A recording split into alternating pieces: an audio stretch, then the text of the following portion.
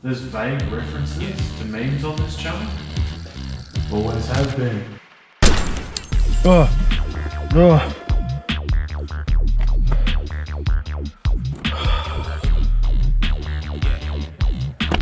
Oh, I just had the weirdest dream. There was memes, a can of Coke, multiple of me. Yeah, you're right, that's pretty weird, right? And for some reason I was taking a perfectly good roadworthy Celica off the road to turbocharge it and potentially blow the motor to pieces. Like, who the fuck does that? Ah, fuck. Notice me, senpai, they cry when I choke to speak. Set this crooked city on fire to light the smokery. Old timer speaker. Ladies and gentlemen, the motor's coming out.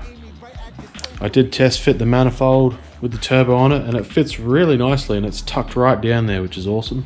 But I'm going to pull motor and box out so that way I can change the clutch easier, I can change the sump easier, and probably do a few other things like fitting the injectors is going to be easier with the engine out anyway. I've just disconnected the aircon and everything, removed the condenser, and I'm actually going to chop this down here. So yeah, I'm going to get stuck into that, I think.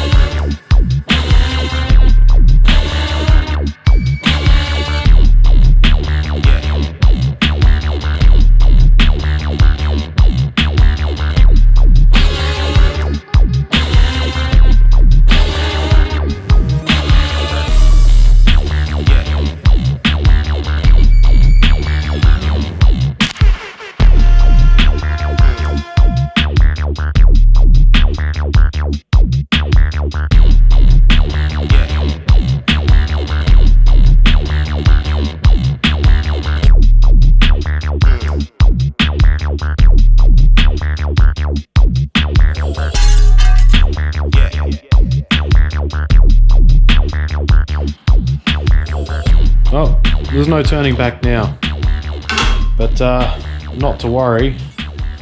I've got heaps of these. I cut these out of every single RA40 that I wreck, just in case other people want to do these removable panels.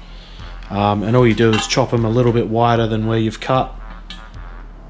Drill holes, nut and bolt, or in this case I'll be using riv nuts. So I'll probably just have 3 riv nuts along there. 3 is probably a bit overkill actually, maybe 2. I did 3 in NooB when it used to have the removable thing. I think maybe 2 is going to be enough. Because I mean, that's pretty sturdy. Yeah, 2 riv nuts. Yeah, but I won't worry about that until after the motor is back in and everything. That can be a later thing. This is just going to make it super easy getting the motor out, obviously. Now I have to undo power steering. This is where it's going to get messy. That is terrible. Oh man, this is going to make such a mess. You're a fucking idiot. That might do for the top hose. Oh, lovely. Yep. Ah, yeah, this has just gone. This has just gone really well. I just cocked that up so bad. Oh man. Now there's power steering fluid everywhere. I could edit that out, but I like to leave my fuck ups in these videos so you can learn from my stupid mistakes. Alright, nearly everything is disconnected now. Last thing left to do is unplug the loom from the ECU and bring that back through. And then unbolt gearbox and the gear stick, and I should be able to pull this out. Glove box is out. Now, you can see the ECU is mounted up there. If I just remove this pipe, I shouldn't have to take the ECU out, just unplug it. And I have to unplug a lot of this stuff because the loom comes through that gap in there. Alright, with that pipe gone, you can sort of see in here a bit better. and how I've hung the ECU up back in the day. Bracket there and a bracket off of there. This is actually how I want to do it in NooB as well. So it's pretty good having a good look at what I did. Ah, there we go.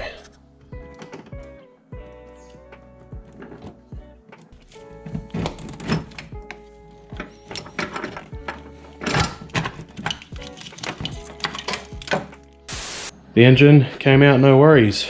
Just test fit turbo manifold and turbo again. Obviously I have to rotate the housing around, but it's a great insight into Chinese ingenuity.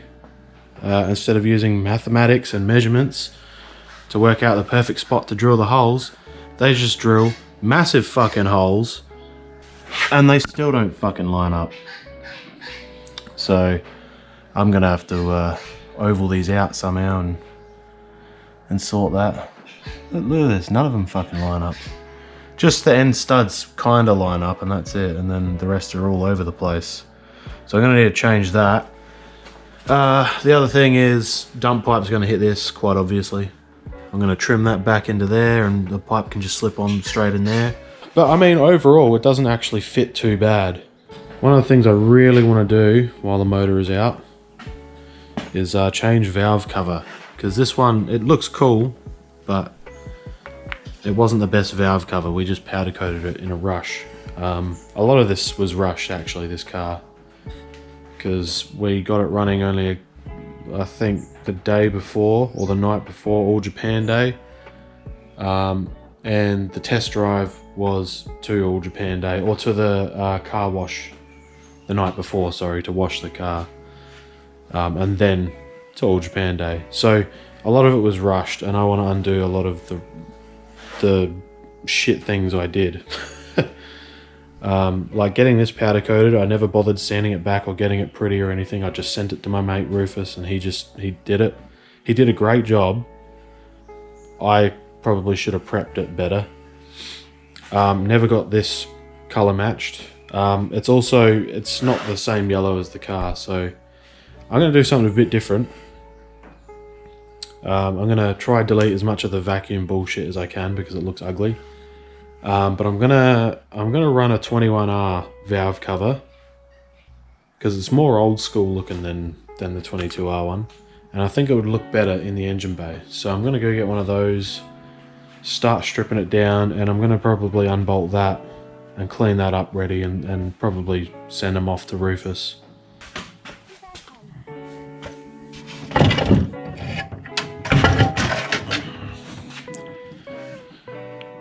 Yeah, this needs a clean.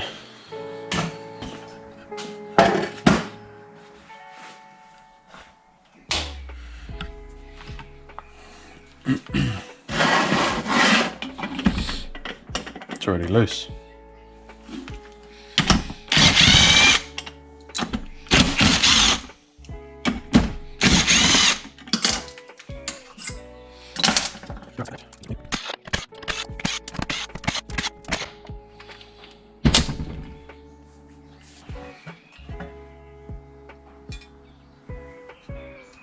Oh, that's an actual, okay, that's a gasket. I am gonna hazard a guess and say you cannot get that one anymore. And that's probably gonna have to be something that I make. Unless I silicone it in. I could probably do that actually, just use gasket silicone instead. Yeah, because it's just it's like a baffle for the breather, I guess. It doesn't seal or anything back here, so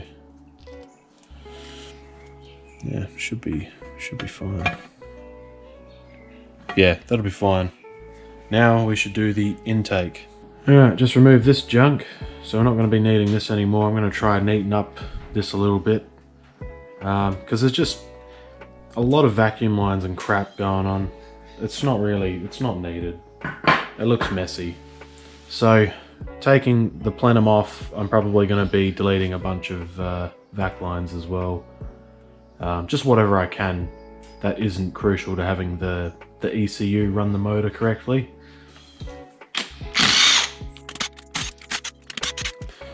tell you what, this is a lot easier to do when you don't have a bloody strut tower in the way.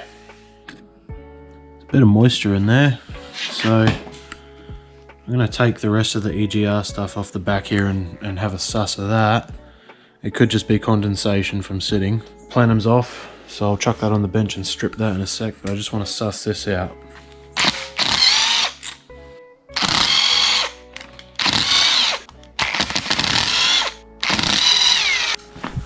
Big hammer.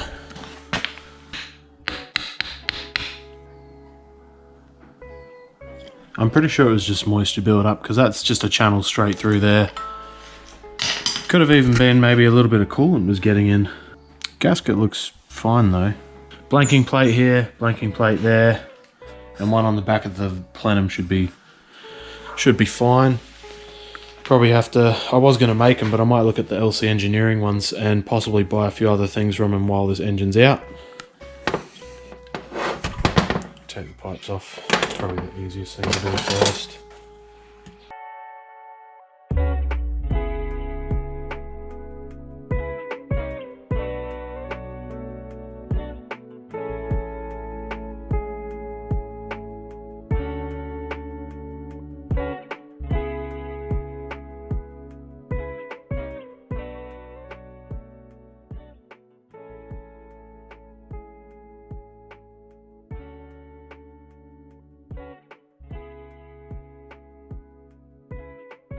That's the plenum pretty well stripped.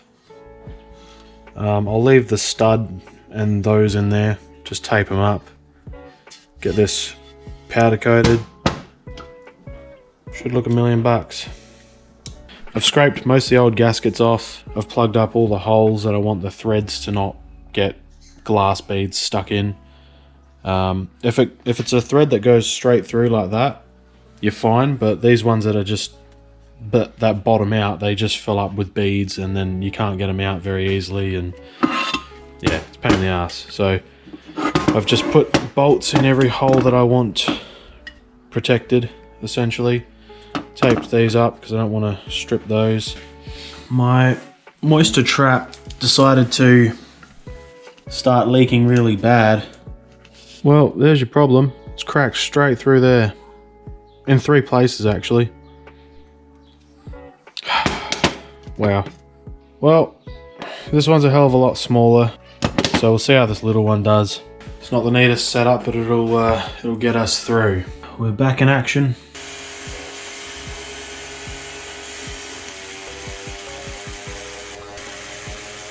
Alright, I finished the plenum. It's all sandblasted, but the inside was pretty dirty. I'm letting it soak in the trough here.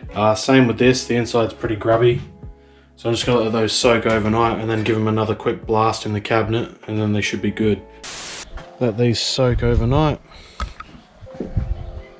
And used a bit of brake cleaner on them this morning again and gave them another scrub. Still a bit manky, but I'm gonna let them dry in the sun and then give them another glass blasting. That's been blasted, this hasn't. I wanted to clean this first because it had so much shit caked inside, but now it's actually pretty good. So we'll let these dry, and in the meantime we'll fit these and change the plugs over on the loom.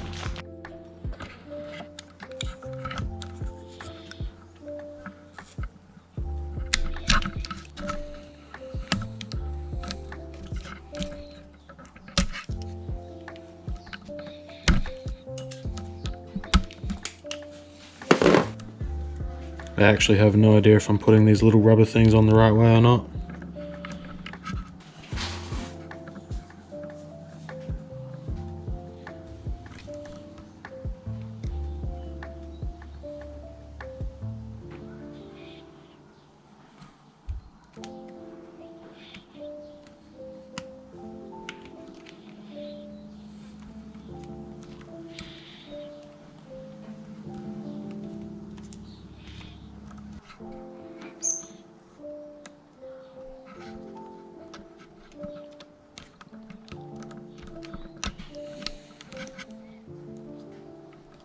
I've never done this before, so I don't know if I'm doing this correctly or not.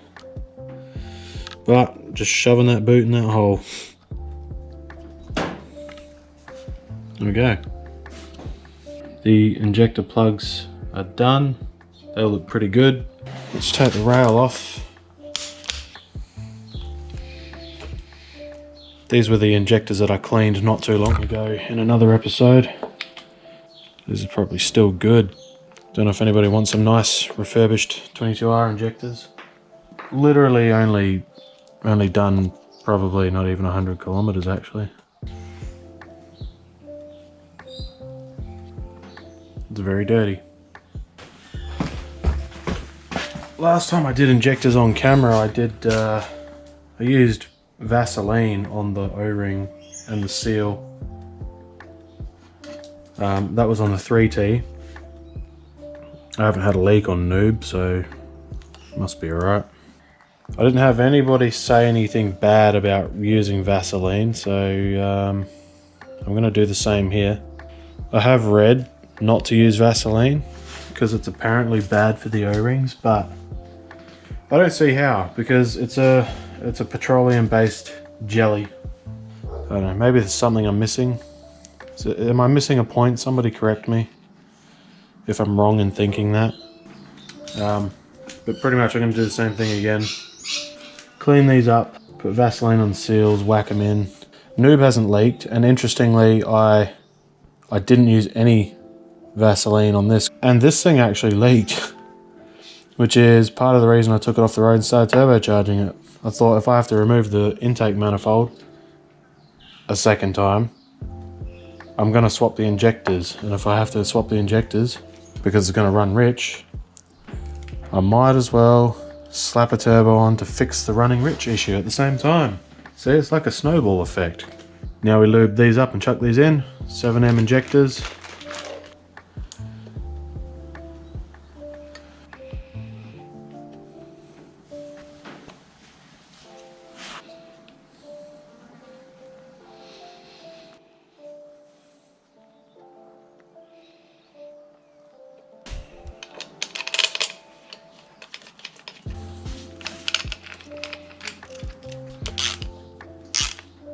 Yeah, that's all seated properly. Yeah, cool.